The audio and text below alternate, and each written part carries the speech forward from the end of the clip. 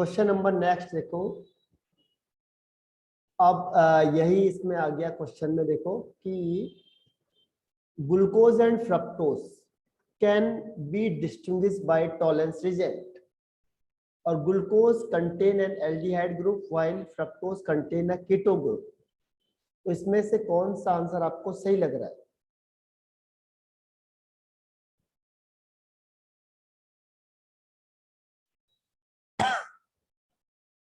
Glucose और fructose दोनों के दोनों क्या है, टॉलरेंस रीजन से डिस्टिंग्विश हो सकते हैं। उसका मेन रीजन क्या है कि ग्लूकोज में एल्डिहाइड ग्रुप होता है जबकि फ्रक्टोज में कीटोन ग्रुप होता है। तो ये किस में आएगा, ए बी सी डी? ए में आएगा, बी में, सी में, या डी में? ये वाला आंसर क्वेश्चन। ग्लूकोज और फ्रक्टोज दोनों के दोनों टॉलरेंस रीजन से डिस्टिंग्विश हो सकते हैं, लेकिन वो कह रहा है कि जो ग्लूकोज होता है उसमें एल्डिहाइड ग्रुप होता है और फ्रक्टोज में कीटोन ग्रुप होता है, इसीलिए दोनों डिस्टिंग्विश हो जाते हैं। नहीं, आवाज आई नहीं आपकी उनके।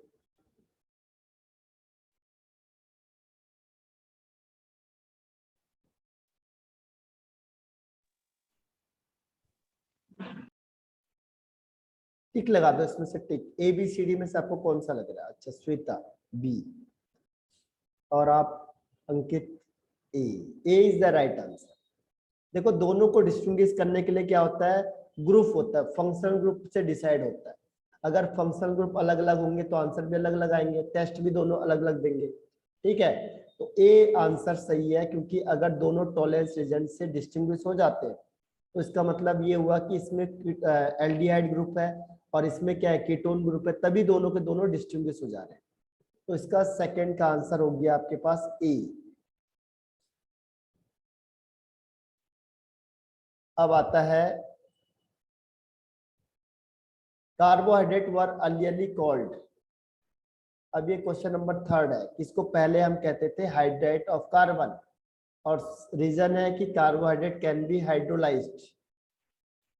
जो कार्बोहाइड्रेट है वो हाइड्रोलाइज हो सकता है, तो इसका कौन सा आंसर पे टिक करोगे आप?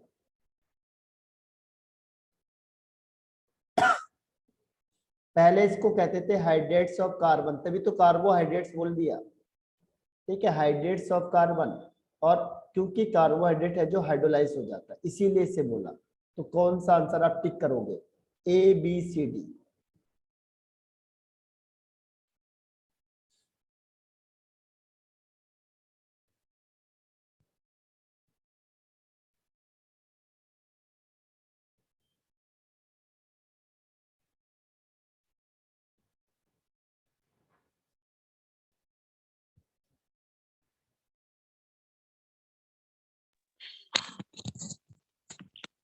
असर्शन सिर्फ राइट है। अच्छा, और श्वेता? मतलब कि लगभग सी होगा शायद। सी, ओके। और श्वेता?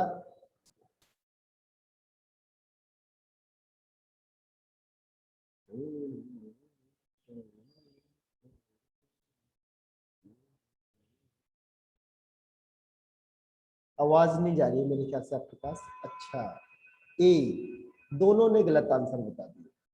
ठीक है, इसका आंसर है दोनों के मिडिल वाला, बी। ना ए ना बी, ना ए ना सी, बी। देखो, दोनों सही है। पहले मैंने आपको बोला था इसको हाइड्रेट्स ऑफ कार्बन कहते हैं, तभी तो इसका नाम कार्बोहाइड्रेट रखा गया। कार्बोहाइड्रेट इसलिए तो बोला, कार्बो मतलब कार्बन, हाइड्रेट मतलब उसके हाइड्रेट, इसलिए तो कार्बोहाइड्रेट बोला उससे। अब कार्बोहाइड्रेट को हम हाइड्रोलाइज का मतलब वाटर ऐड करते ही है। देखो, ग्लूकोज आपने देखा, स्टार्च, ग्लूकोज कैसे बनता है? ग्लूकोज कैसे बनेगा, जब हम स्टार्च होता है जो C6H10। स्टार्च को हाइड्रोलाइज करके। हाँ, जब आप इसको हाइड्रोलाइज करोगे तभी तो ग्लूकोज बनेगा। तो जो कार्बोहाइड्रेट है वो तो हाइड्रोलाइज हो सकते हैं, तो कार्बोहाइड्रेट हाइड्रोलाइज हो सकते हैं, और ये हाइड्रेट ऑफ कार्बन है। दोनों स्टेटमेंट सही है, लेकिन ये इसका रीजन नहीं है। ये इसलिए बोला था क्योंकि ये फॉर्मूला दिया था उसने, ये वाला।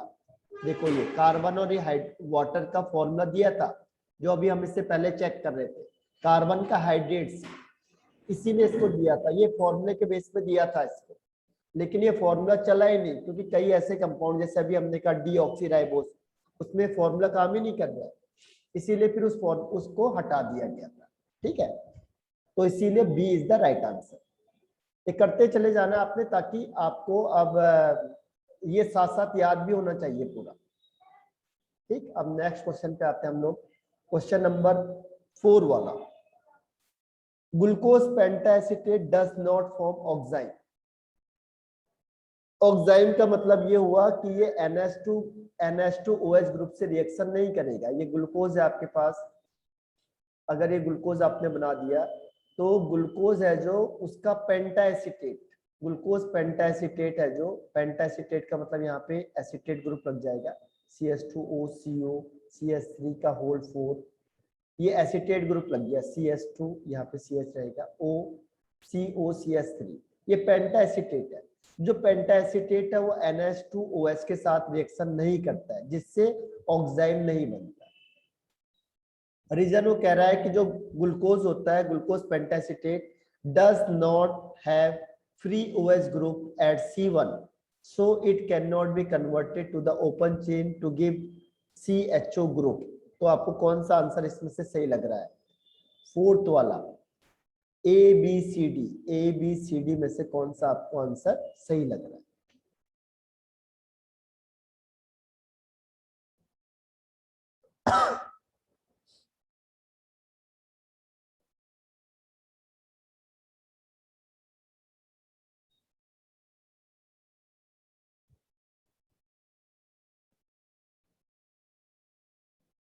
बताओ, इसका आपको कौन सा आंसर सही लग रहा है?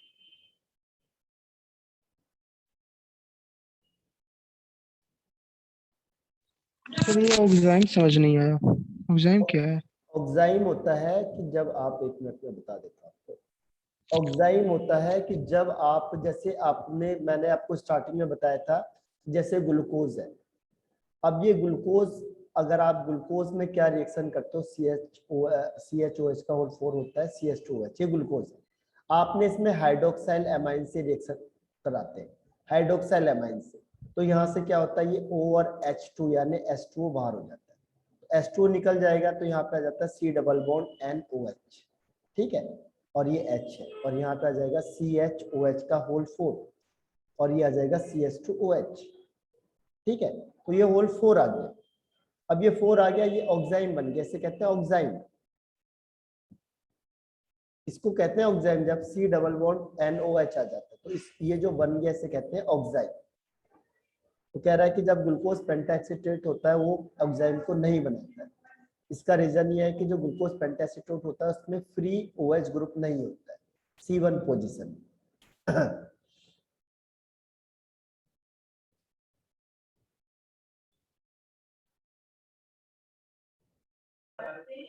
सर हाँ, वो आरती होने लगा सर, तो आवाज आपका अच्छा, समझ कोई सुनाई बात नहीं नहीं, देने कोई लगा। बात नहीं, इसको नहीं, ऑफ ही कर दो आप केवल वो करो, क्या टिक लगा दो बस, जो भी आपको लगता है, टिक लगा। सर ए होगा सर। ओके, और श्वेता?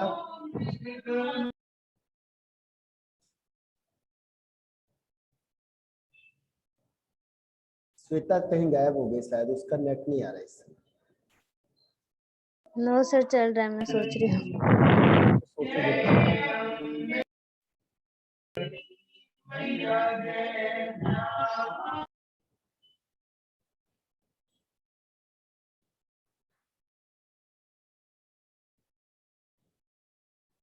ए, ओके। तो ए नहीं है, इसका आंसर है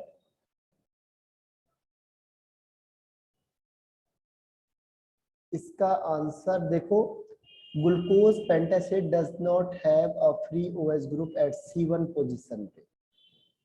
C1 पोजीशन में नहीं होता है OH ग्रुप, लेकिन जो पेंटाएसिटेट है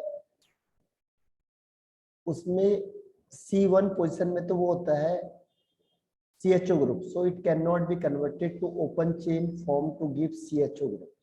ठीक है, इसने लिखा तो सही है, इसका ए ही है। ठीक है, रीजन भी सही है, पेंटासिटेट का दोनों सही है स्टेटमेंट। ठीक है, तो फोर्थ का आंसर ए सही है आंसर। ये तो वही आ गया फिर से। सर मैं लीव कर रहा हूँ सर। ठीक है, अभी ओके बाय सर, थैंक ठीक यू। है, bye। Shweta yes sir. Continue करोगे आप?